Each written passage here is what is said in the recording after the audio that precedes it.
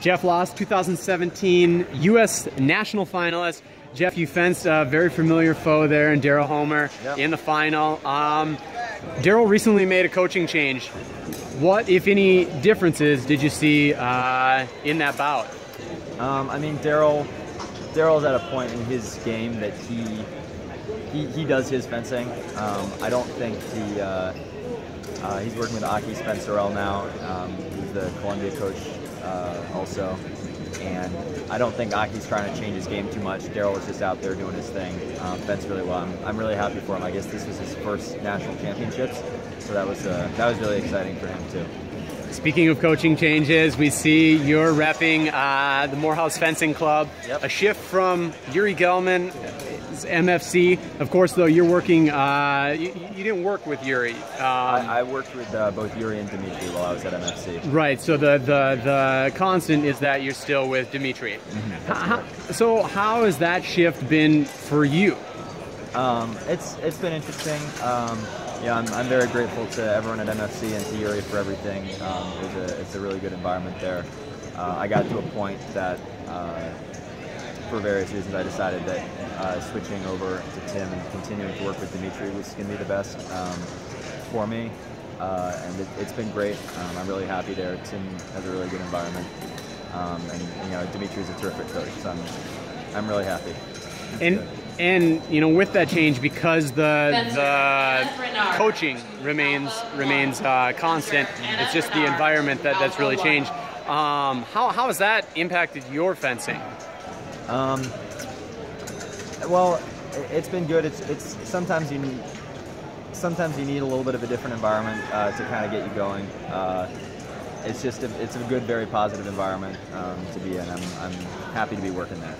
So today on the strip, this is your best U.S. national result, correct? Yep, that's correct. So is that a coincidence? Is it a direct result of the change? I mean, I've been having a good season this year. It was great to have Dimitri and to have Tim there behind me, giving me all their support. And it's great to have Tim there because I know he's been through this before. You know, he's somebody that has a lot of experience with this, and he's very calm and kind of helped me get through everything.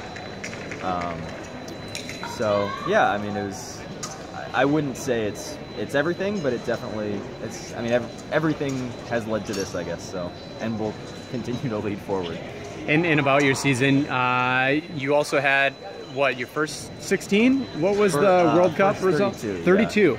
And you know, you're now removed from the NCAA circuit, of course, reducing some of the tax on your body. What do you feel is most contributing then to your success this year, but also just that climb? I mean, you have good seasons, you have bad seasons. This has been a good season for me for sure.